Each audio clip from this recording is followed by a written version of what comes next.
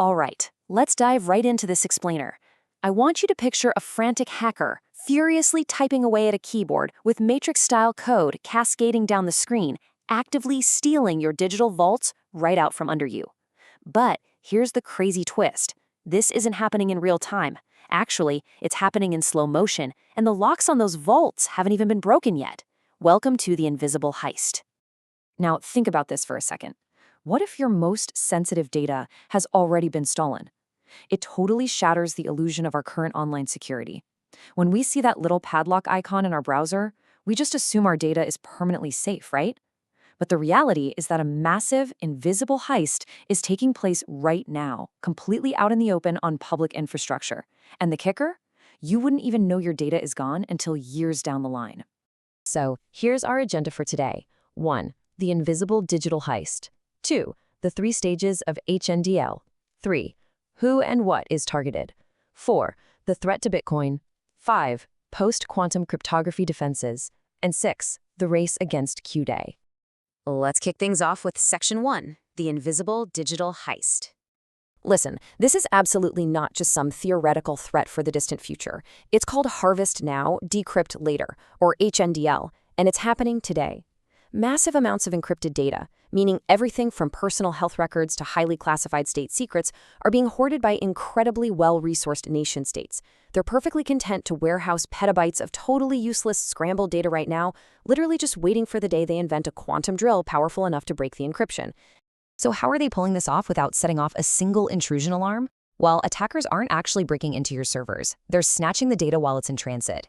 They're using real-world tradecraft, stuff like undersea cable taps and border gateway protocol hijacking. Just to put that into perspective, back in 2016, Canadian internet traffic meant for South Korea was mysteriously rerouted through China. And in 2020, data from over 200 networks, including Google and Amazon, was redirected through Russia. The harvest is already well underway. There is a quote that perfectly captures this terrifying reality.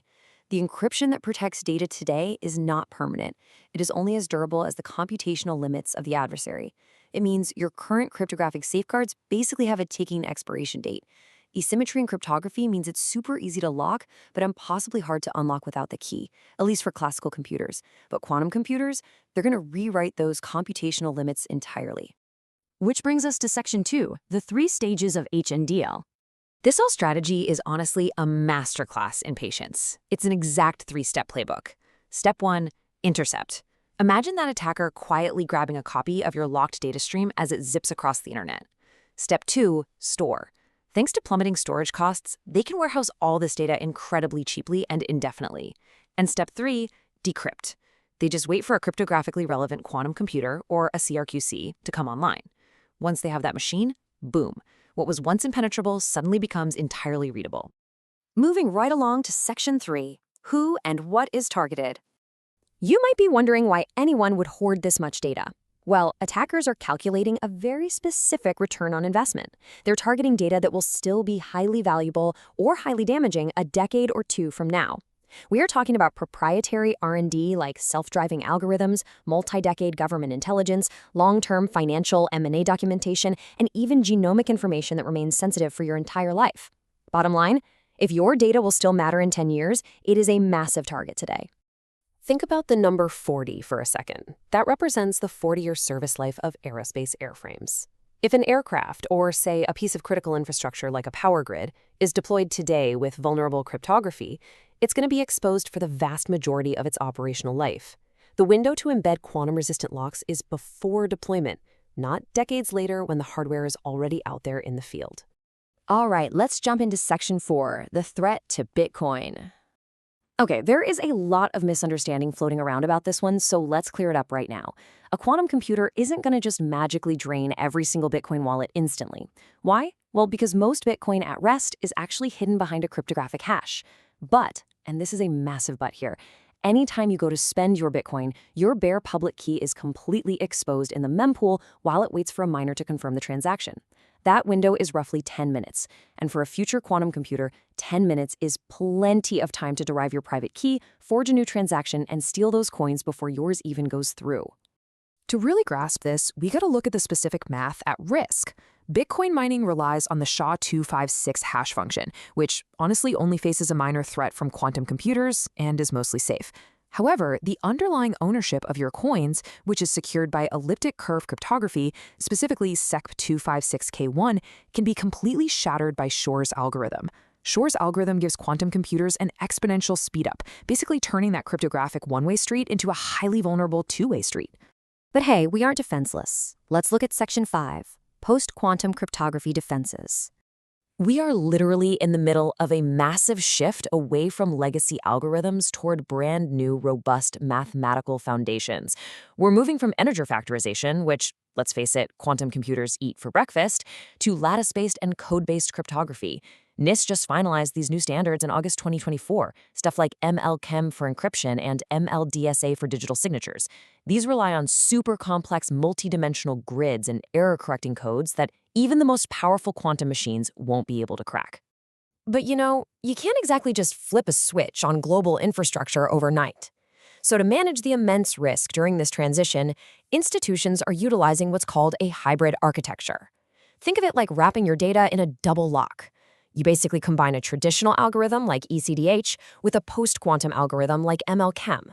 This means a hacker doesn't just have to break the new quantum-resistant scheme, they have to break both the classical and the new locks simultaneously to get in.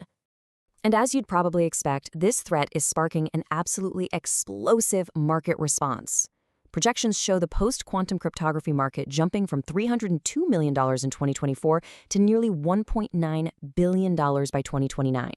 The global financial world is waking up to this, and the investment in mitigating this risk is scaling at a staggering 44% compound annual growth rate. Finally, let's talk about Section 6, the race against Q-Day. The clock is definitely ticking here. We're looking at timelines for an RSA 2048 compromise compressing super fast. Experts estimate we could see the potential emergence of a relevant quantum computer by 2028, with a 50% probability of a full RSA compromise by 2034. That is exactly why regulatory bodies are setting very strict compliance deadlines for 2030 and 2035. There is absolutely zero room to postpone intervention. If you wait for the quantum computer to actually be built before you start migrating, you've already lost. Thankfully, global financial infrastructures aren't just sitting idly by. They're already running intense pilot programs like Project Leap by the Bank for International Settlements. They are actively testing hybrid encryption between central banks and successfully swapping out vulnerable legacy RSA signatures with post-quantum standards. This is totally vital to protect against not just data theft, but the trust now, forge later threat, where quantum attackers could literally forge digital identities and compromise real-time, high-value payment systems. So as we wrap up this explainer, I really want you to think about all those padlocks holding your money, your company's intellectual property, and your personal secrets safe right now. The harvest is already happening. The race is on. You gotta ask yourself, will our institutions migrate our defenses in time, or will the quantum thieves win the invisible heist?